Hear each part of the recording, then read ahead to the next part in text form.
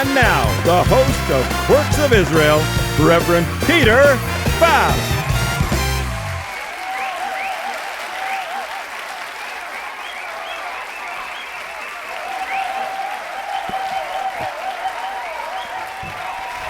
Hey, how are you doing, everyone? Good to see you. Good to be here. Hey, good to see you there. Oh, so good to be back. Sorry about that. Yeah, good to be back. Welcome, everyone. Thank you. Another Quirks. Thank you. All right, welcome to episode 7 of the Quirks of Israel. Today's episode is called Israel, A Quirky Place, Part 1, Cats. Israel may be a land flowing with milk and honey, an ancient biblical reference to the richness of the land, but what the Bible failed to include is that in the future, the land would also be flowing with cats. I mean, can you imagine Moses? Just picture this. Can you imagine Moses declaring to the Hebrews in bondage in Egypt, "And the Lord said, I have surely seen the oppression of my people who are in Egypt, and have heard their cry because of their taskmasters, for I know their sorrows. So I have come down to deliver them out of the hand of the Egyptians, and to bring them up from that land to a good and large land, to a land flowing with milk and honey and cats. Hey, can you imagine that? But it is true. Israel was a land flowing with milk and honey, and then for centuries it was spoiled, and most of it became a wasteland. Underdeveloped, agriculturally devastated, its population dwindled, malaria and disease present, and then in the last century the land has been restored. A miracle, a land flowing with milk and honey again, but this time flowing with cats as well. Now, contrary to many people who insist, I'm a dog person, or I'm a cat person, I'm actually both. I grew up with dogs, not raised by them like Mowgli from the Jungle Book, but we always had a pet dog. Then during my college days, I wanted a companion in the form of a small pet, and I was given a cat. In that moment, I also became a cat person. And cats certainly have character. They're clever, they can be snobby but affectionate, have complex and hilarious personalities, and can snub you if offended. You may have heard the joke, the dog thinks to himself, you feed me, you pet me, you love me, give me a place to sleep, you must be God. But the cat thinks to himself, you feed me, pet me, love me, give me a place to sleep, I must be God. And so it is with cats. I mean, they all kind of have this deity type ego to them. It's as if when they look at you, at times they're thinking, you should be so thankful you have me as your pet cat and that I pay attention to you. Consider yourself fortunate. Now, you know they were worshipped in ancient Egypt, even mummified. I mean, I think that deity complex has never left the species since. But I love cats, and when you go to Israel, there is no shortage. They are everywhere. Okay.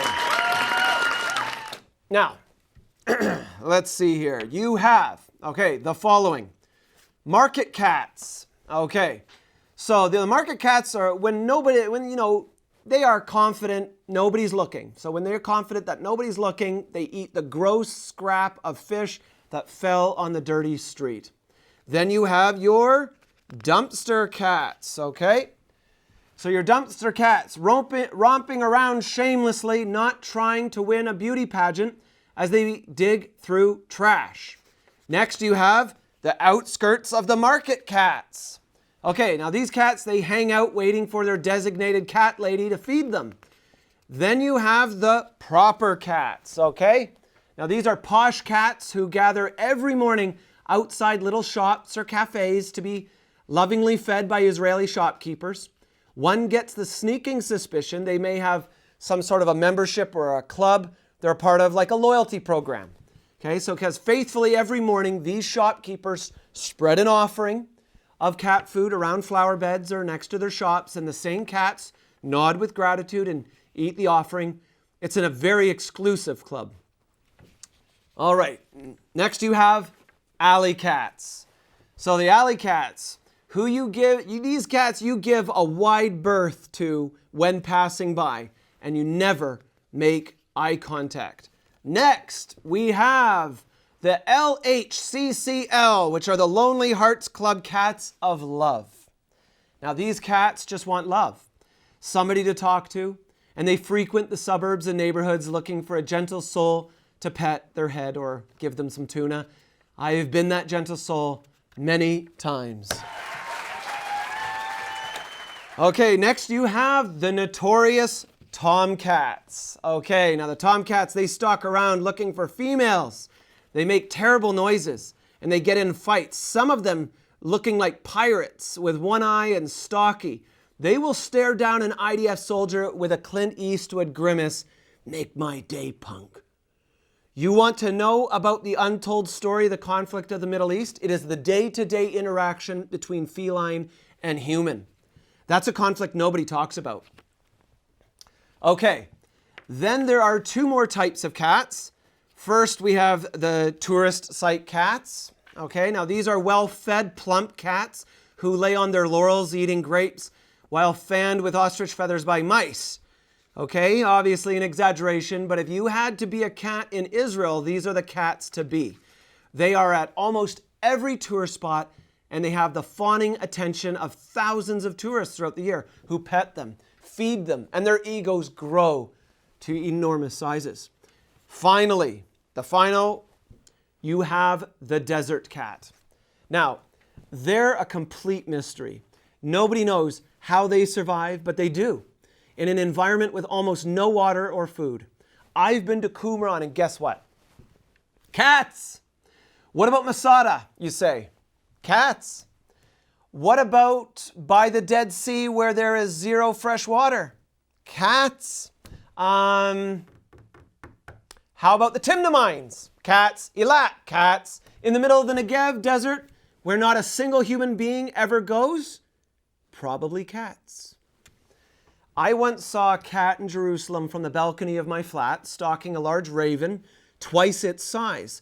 The bird perched on the peak of a steep roof.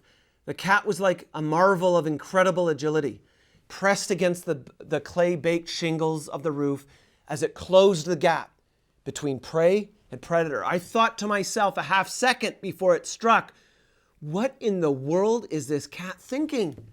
Even if it catches the raven, the bird's twice its size. It would just fly away with the poor cat clinging desperately to its feathers. I mean, the cat was brave, but not a mathematician in weight ratio. The thought had just left my mind before I saw the courageous feline rush the raven. The raven lifted off the roof with a flurry of flapping wings. The cat jumped, missed, and disappeared off the roof to his tragic, bleak blazes of glory end upon the streets below. That is the intense life of some cats choose to live in Israel. Kind of like an Evel Knievel life for cats. Other cats would look at that and say, not in your life. That's too dangerous. Besides, I'm a posh cat or a tourist site cat. Leaping from rooftops at monstrous birds is not my forte. I have 200 tourists a day who scratch my chin and stroke my cheeks. Why would any cat wish to live such a dangerous short life? And those dangerous cats who live upon rooftops just shake their head as they reflect on the other 8 lives they have left to live. Maybe it's just carelessness, taking one's lives for granted. I mean, maybe a rooftop cat on his 9th life becomes a posh cat or a tourist site cat. Who knows? Who knows? We don't know this. But Israelis typically seem to be dog people, but many do care for the cats of Israel. Others find them amusing. The veterinarians and garbage collectors are probably driven mad, and other Israelis find them to be a pest and a carrier of disease, which many indeed are. Israel is a blessing to the world, but the life of an Israeli cat can both be a blessing and a curse. It's a mixed bag for sure. For some cats, it is a blessing, for others, a curse. And for others, surviving in the desert, a mystery, an adventure. Israel is quirky.